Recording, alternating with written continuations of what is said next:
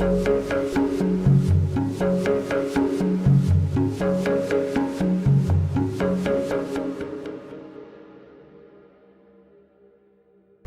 News Alert, Ilhan Omar missed Tuesday's deadline for Minnesota Republicans to turn over documents in the Minnesota Feeding Our Futures fraud scandal. Democrats blocked an effort to subpoena the Congresswoman, all as we learned that Omar's name came up 6 times in the case against Amy Bach, the founder of Feeding Our Future. Now, Bach spearheaded the scheme, which stole federal funds intended for children and was convicted of wire fraud, conspiracy, and bribery. Ilhan Omar's name first came up in an email chain with Bach back in February 2021. The subject line read, "Help with USDA food program," in a message to Omar's office. Now, about 2 weeks later, Bach emailed Omar's office with the subject line, "FNS approves Minnesota school PEBT plan." Then 1 day later, Bach exchanged messages with this Feeding Our Future employee who fled the country after he was indicted in 2022. The subject line of their emails was Ilhan's office, and the emails kept flowing after that. In March, Bach emailed Omar's office again about the state's school food program.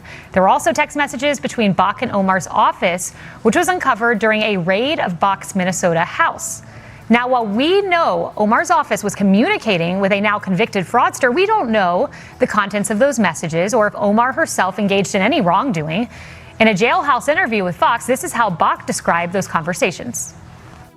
Did you have any conversations with Ilhan Omar that make you kind of think twice now? I've never actually spoken to her. I had spoken to members of her office. It was always really general, mostly pertaining to how the Department of Education was handling applications. And the approval or denial of those. There was nothing of any substance pertaining to claims or meal counts or fraud or anything like that. But Omar's ties to Feeding Our Future don't start and end with Amy Bach. She also had close ties with one of the restaurants convicted of stealing $16 million, Safari Restaurant. Back in 2018, she celebrated her primary win at the very spot. And records show she spent nearly $10,000 in campaign funds there between 2018 and 2020. It's over $3,000 a year. The food must be so great to spend that much at a restaurant.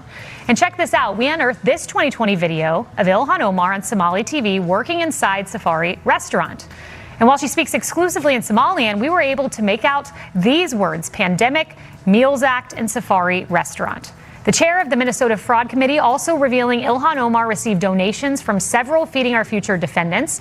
And that last name on the list right there, that's a former staffer for Omar who pled guilty to fraud. Here to react, Minnesota whistleblower